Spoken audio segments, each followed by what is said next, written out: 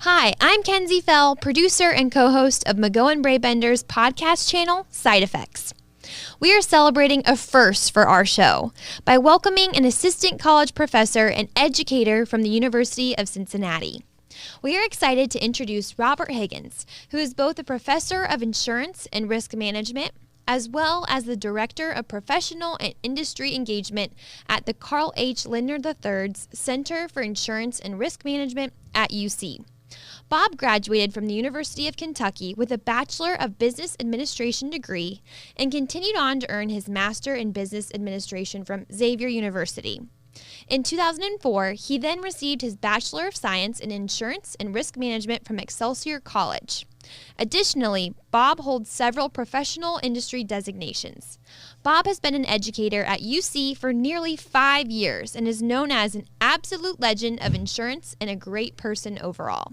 His students say he makes the topic of insurance come to life. We are thrilled to have him on our show today. Without further delay, here is Bob Higgins. I'm Scott McGohan. I'm Kenzie Fell. And I'm Anne-Marie Singleton. Now, I think even for our listeners, too, I think what's important is we might be right, we might be wrong. But one thing is, we're not afraid. Our goal is to get you to think about things a little differently. And we're unscripted. We just have free reign for 20 minutes. Welcome to Side Effects with an A. Bob, thanks for joining us. Thanks for having me. Absolutely. So Kenzie walked through your background, by the way. UK grad, Cats had a big win last night. UC, Xavier, just, you've fitting it all in one big can. But you also have other insurance background. So as we were kind of walking through the building, you kind of walked through your experience as actually as a broker. Right. So real quick on who I am and all that good stuff. I started with Fireman's Fund Insurance Company back in like 1,000 years ago and started in Louisville. Got transferred here and stayed with Fireman's Fund, and then the branch manager went over as the president of Kreidler Shell, which was a long, very well-known name in the community, whatever. Oh, yeah. It goes back to 1876. So I went with them, and then a little bit of a stint with a large broker. And then back when Bob Schiff of Cincinnati insurance fame bought the agency and then retired from them after they sold to Gallagher, which is, I lasted with Gallagher like 5 years. Gotcha. It's an impressive background there. Yeah. So our main reason today is to discuss the Center of Insurance and Risk Management. Yeah, let's get away from me. Yeah. I know. So if you can tell us a little bit about how new it is, how long has it been around, that kind of stuff. Sure, thanks. There's really two dimensions. So we have our academic part of it, and then we have our external or reach the community part. So through a very generous endowment and gifting, the Carl H. Lindner III Center for Insurance and Risk Management was created. That has multiple purposes, research. It also has outreach to industries where we have workshops and seminars on risk management and various topics. And then we have the academic side, which is the degree program at the University of Cincinnati, where students can get either a major or a minor in insurance and risk management. That's awesome. Did you see a strong need to start a degree like this? We were talking earlier. Actually, University of Cincinnati had an insurance degree program back in the 90s. And either because of support or number of students, it just kind of fell off. And then, again, with the endowment, the gift that was given, the program came back. There's a huge need for insurance talent because of the baby boomers retiring, which unfortunately is one. But I'm with you in that. Yeah. I'm close. So our industry, they somewhere around 2.5 million, and 400,000 are the baby boomer generation that are all retiring. So how does the insurance community that didn't do a very good job of succession readiness or bringing up talent, so they don't know where they're going to find people to replace us senior people that have 20, 25, 30 years experience? When you think of the students, so we were blessed to have two of your students, Matt Link and Hidea. Yes. Just amazing. Matter of fact, we saw Matt walking in, and Hidea's she's a rock star. Yep. But when you bring people into your class, students, how do you get them excited about this industry? Because let's face it, they're probably not that excited when they sign up. Is that fair or unfair? I'm a little bit an unusual professor type coming from I can tell. from the industry. Right. So I'm a firm believer that in the classes they have to do case studies, and they have to do it in front of everyone. So if there's 60 in the classroom, auditorium type setting, they have to come to the front, get in front of everybody, and explain what are you going to do about this. Wow. So it's way more than just textbooked. Insurance isn't that boring. I would do it all over again. I tell the students that, every day's different. Every client has their own needs. If you work for the insurance company, they're always coming out with new products. You have to continually learn to stay on top of your game. So very few industries challenge you every day, and you want to wake up and go to work. Well, in this industry too, it's almost 18% of the GDP. This is not going away. Yeah. So we have 100% placement, even as they're not even graduating yet, on our summer interns and year-round. So we have more companies than we have students to hand to them. Wow. So which is good, because then I can tell the freshmen, if you get on board with insurance risk management as either a major or minor, then I'll get you a job. It's that simple. How big are your class sizes right now? You said about 60? The more advanced ones are going to have anywhere from 25 to 30 students, and then the principals class, which I teach, that's a larger group of people. That's typically 55 to 60. So there's definitely interest. People are signing up for this this degree. You, Mr. Professor? Some of it, though, is they can take it as an elective, as a finance major. Okay. So that's fine. We find them as we find them, and then we convince them that insurance is the way to go. So the changeover rate from just we're going to be a finance student, whatever, to the insurance risk management is actually pretty simple. And we pull, well, I went into the program as a full-time professor 3.5 years ago. Before that, I was just a one-night adjunct instructor. Okay. And we had maybe 30 students 2.5 years ago, and we're now over 100. Wow. So it doesn't sound like much, but we're 16th largest in the country now after a very, very short time of putting this back up on the map. So, it amplifies even more the need to find students, because if we're the 16th largest with 100 and some students, right, if you add them all up all across the country, we don't have enough students coming out to go into insurance. Right. And what other schools do you know of that have a program like this? There's about 60 schools that offer a degree of some kind in insurance risk management across the country. Some of them go back into the 80s and 90s. Temple, Georgia, there's quite a few very good programs, and again, that's where we're mirroring or trying to be just like them. Wow. So again, our goal is to be in the top 10 within the next 2 years. Well, you're well on your way. Yeah, we're doing very well. Yeah. So, Bob, you and I grew up probably in a world where we didn't have, everybody had a typewriter, and word processors were rare. Abacus. Yes. So when you go back and you think about how this industry's changed in the last 10 years, data analytics, the things that are coming through. And so if you think about, the students that are coming into your classroom, what are they most interested in? What are they most curious about? They have a predisposition, because of sometimes their parents, that insurance is the used car salesperson waiting for the car to park and then go chase the customer or prospective customer around the parking lot. So I have to get them past that this is pretty darn exciting positions, that you can do everything from actuarial science to predictive modeling and data analytics to forensic accounting. I mean, you name it. It's like I tell them it's no different than U.S. Bank. U.S. Bank brings in premium, what they charge their customers for loans and whatever. They have risk, because if the loans go bad, they have to take care of it. And then in between that, all that money gets invested somewhere. So insurance companies really the same mechanism. People pay their premium in, the insurance company finance people invested, and then when there's a bad event that happens to an individual or their family or business, then the insurance company helps them through it and then writes them a check and puts them back whole.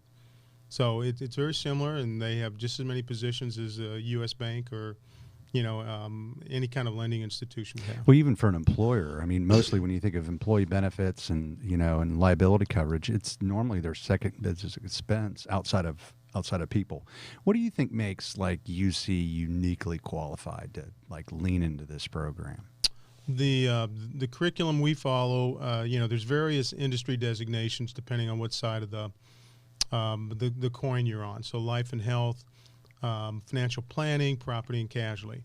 So again, I'm an old property and casualty person, and our professional designations, most of them come from the American Institute for Chartered Property Casualty Underwriters. They just call themselves the Institute. So CPCU, which would be similar to an advanced degree, but focused on insurance risk management. There's a host of other ones, but we teach from their texts. So we're preparing the student, and there's 8 parts to the CPCU, which the insurance companies covet. The person has that. And completing my 2 classes waives 2 of the 8 parts. That's nice. And then we also support and help the students with registering for other courses. So goal is they have a strong foundation when they hit an employer's door. Now, do you have a co-op program? We have summer internships, we have year-round co-ops, and then obviously full-time hire. How many students are in your co-op program? Again, it's almost all of the insurance majors and minors, so it's over 100 students. Wow. And again, right now, we don't have enough students to give out to industry that are seeking talent. It is funny because it's not like I went to college saying I want to work for an employee benefits health insurance company. Yes, you did. But now it is like a real thing. If I would have known, and if that was what I was interested in, and to know I could go into an insurance job or an industry, that helps so much. Because you're right. People are like, it's not boring. But you just, now it's becoming, you can take credits for it and you can study it, and then you're just so much more prepared. The good thing with the millennials is, Scott and my generation, we lucked into it, or we knew somebody, or we had a family member. Right. So it wasn't what we were planning. No. The millennials, with getting more exposure and having things explained to them, they're actually choosing to go into it. Oh, yeah. Which is a good thing. That's healthy. Agreed. Oh, yeah. Mm-hmm. And so just a day in the life of a course, one of your risk management insurance courses, what does it look like? You said you do a lot of case studies. Is there homework or presentations or group work? Or? No, I just give everyone an A. It's no big deal. Yeah. I would sign up for that. No, it's a little more than that. So typically the student has to read about 40 to 50 pages per week in textbook. So that's assigned to them before they hit the door for the class. Okay. So I expect them to come prepared, having read the material and then having some just general mastery of the material. Mm-hmm. So then I go through it, the highlights. I try to engage the students. So like, what does this mean? What is this? What is that? And then break them up into small groups, and they have to come up and handle a problem. So, part of the problem with millennials is they have their face in their phone. So we have to teach them how to be able to work with groups and also how to communicate. Right. So one of the reasons why I bring them up to the front of the class in front of everyone else, and, something's hit the fan, proverbial fan, what are you going to do about it? I'm the CFO, and I want to understand what, are we covered? Why not? Did you do a good job? That is like a crash course in our MB Advocate team. And you can't Google that in front of a customer. No. You got to know it. And I have had students that didn't quite understand a phrase or a terminology, and I had them go back to their little desk, whatever, in the middle of everything and look it up on Google, and then come back down and explain it. So when they get embarrassed like that, they usually know it from that point on. Oh, so yeah. It sticks in their head pretty good. When you think of your students and you think about what they do with this degree and specialization, like what if they ask you, like, what can I do with this degree? What do you tell them? Again, depending on the major, but every insurance company or broker markets their products. So marketing side, all these companies are trying to get hold of data and do something with it, so that they can better predict both product needs, pricing. So predictive modeling, analytical science, or actuarial science. If you want to go client-facing side, if you think that's your route, there's all sorts of opportunities from both employee benefits, consulting, insurance company, property and casualty, you name it. There's jobs out there that pay very well, and you just work hard and you'll do very well in it. So I have a question about the professors. You clearly have a good industry background, but what other kind of teachers could teach this class? Would they be finance, stats? Who would be teaching this? I'm in the finance department where it usually fits within the other schools around the country. So insurance and risk management is really a finance course because you're dealing with money in, money out. So again, we have a lot that are double majors where there'll be finance major and an insurance risk management or marketing and risk management. So the other professors, we have several that are adjuncts because, again, they're working world adjuncts where they're doing it day in, day out, and they have years of experience. I think that gives a better base knowledge to the students. Big schools like University of Cincinnati, there's a lot of focus, again, on research, which is very needed. But again, that's why I'm an educator and I'm not a PhD. It's interesting. So I went back and I talked to Matt Link. I'm like, hey, we're going to do this podcast with Bob. Can I throw your name out there? Is that okay? So I need to ask his permission. He said, great. I'm like, hey, what did you enjoy about, Bob and his class? And he said this. He said it was my favorite class. And he's my favorite professor. I did give him an A. I think it's a lot more than that. I do. Definitely. I try to focus on, even if you don't end up in insurance, at least put your toes in the water, listen to me, embrace the moment, whatever, because you're going to deal with these types of insurance products as you go through life. You're all going to have car insurance. You're all going to have a house. You all need life insurance. You all need health insurance. A mortgage company's not going to give you a mortgage unless you have enough down payment, or then you have to buy special private mortgage insurance. Right. So it kind of surrounds our lives, and we have no way around it, so we better understand it. You have to know it. Yeah. So I think, I feel good when they walk away and they come back a year or 2 years later and ask me questions. Now, do you recruit for students? I go through the College of Business. Yep. Basically, who are you? Why don't I know you? What's your major? And you're in the wrong major. You need to come to mine. Oh, nice. No, so I chase them. I think that's awesome. I was going to say, how do you exactly market to these people? But it sounds like we were joking earlier, Rate My Professor, which has a great way to figure out, what the class is about and stuff. But it sounds like the marketing for this doesn't have to be that intense because people want to take the class. We have the advantage of everyone's there in the same room, if you will. So it's just finding them in the college. I know my students, and if I see a fresh face, and then also I go to the IRM students and you need to recruit for me. So bring a friend. The Gamma Iota Sigma, the business insurance fraternity, that meets every Tuesday from 5 to 6. That's a good way to bring in new students. Just come to the meeting and see if you like it. Yeah. We have guest speakers every week come in from Great American, Cincinnati Insurance. We just had one of the officers for the local chartered property casualty underwriter chapter.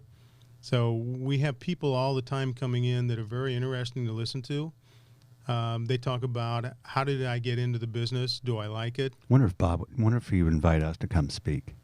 Of course I would. You think we're interesting enough? I think you are. No, that's not true. We actually had you come down a couple years ago as kind of a starting point. So, no, we would love to have you back. Do you have carriers like Anthem, United? I mean, we're all looking for talent. Are they coming to you saying, hey, Bob, we need this many belly buttons in the next 4 or 5? Because I'll tell you, selfishly, we're really looking for just great, talented people. And if this resource is, 30 miles down the road, this is a great asset. It's really why Great American was so generous with their gift is now they don't have to go to Georgia or Temple or Philadelphia or whatever. They can just get in the car and come to our campus. So we just had a insurance risk management focused career fair. So it's finance majors, but a student that has interest in insurance, or they're majoring or minoring in it. So we had 20 insurance companies or brokers at that. So we're blessed around here. There's lots of insurance companies. So there's Cincinnati, American Modern, Great American, Western and Southern, Ohio National, and then we go to Columbus, and there's a whole bunch up there. So we have plenty of industry that needs to hire lots of students. So again, the more students we get, the better for everybody. Oh, yeah.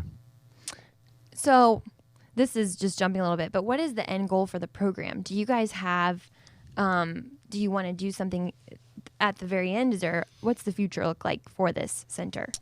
Kind of the driving goal, I report to Dr. Steve Slezak, who runs the Carl Lindner III Insurance Risk Management Center. Okay.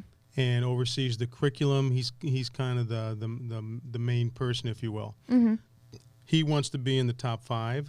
Okay. With 350 students, and he's very aggressive. He wants it in 3 years. Wow. Oh, wow. So 100 to it could be done. It can be done, but those are my marching orders. Right. So, and again, I want to do the same. We want to be nationally recognized as a huge resource for insurance and risk management student talent.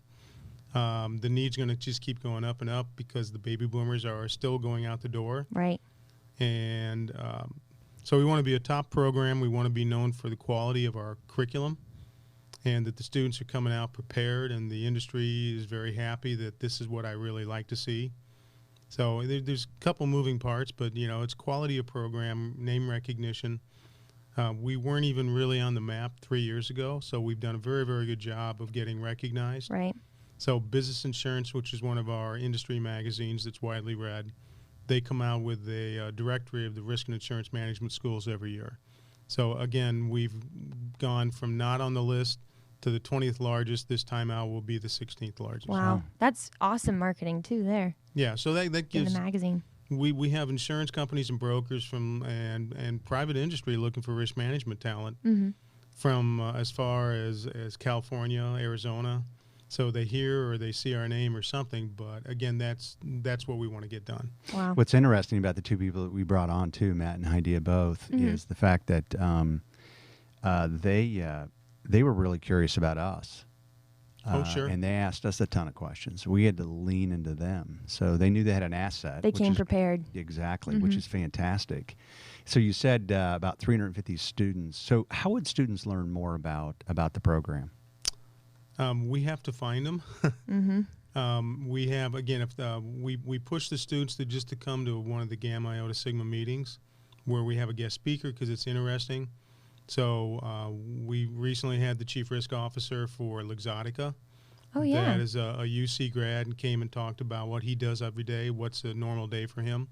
You know, and they're a global company. They're huge. So the kids kind of sit there wide-eyed and go, wow, I had no idea. That could be me, yeah. Oh, yeah. And we usually have an intern that goes with our chief risk officer at the school. So they sit and listen to the broker and the chief risk officer negotiate renewal terms on billions of dollars of physical assets. So they're getting pretty cool exposure very, very quickly in their career path. Well, it's an asset really in your role that you can use, whether you're in human resources, you're a CFO, you're a CEO, you're in finance. I mean, it is an asset and knowledge base that you're just going to use for a long time. Some of these kids want to, they're entrepreneurial. They want to start their own company. Well, if they do, insurance is going to be one of their expenses, and they better understand it. So again, there's all sorts of different ways a student can get brought back into needing to understand and deal with insurance. It's such a necessary thing to learn. I came to MB completely clueless about insurance. I was still in my parents. I didn't really need to know anything yet. And so my eyes have been opened in this industry too. And it would have been nice if I could have taken a class like that in college, because that's the kind of stuff you joke about. You're like, when am I ever going to use like this mathematical formula? But then it's like, man, I wish I knew about my health insurance. Or it is crazy how you don't know until Well, you have we're to glad know. you're here. Oh, thanks. Yes, Me too. absolutely. And, I promote that this is something that they should have as just a base course. Right. That's a hard sell, though, because, again, insurance is kind of over in the corner. Well, we haven't done that way, Bob. So, but again, insurance affects you every day you get in the car. Did I have enough insurance? Did I buy the right insurance? If I hit somebody, what's going to happen? If somebody hits me, what's going to happen? So that's just one piece. Right. So wrapping up here, is there any last words you want to share with our listeners? Just appreciate being here today and conversing on some of this stuff. You're a key partner for our school, so we appreciate that, certainly.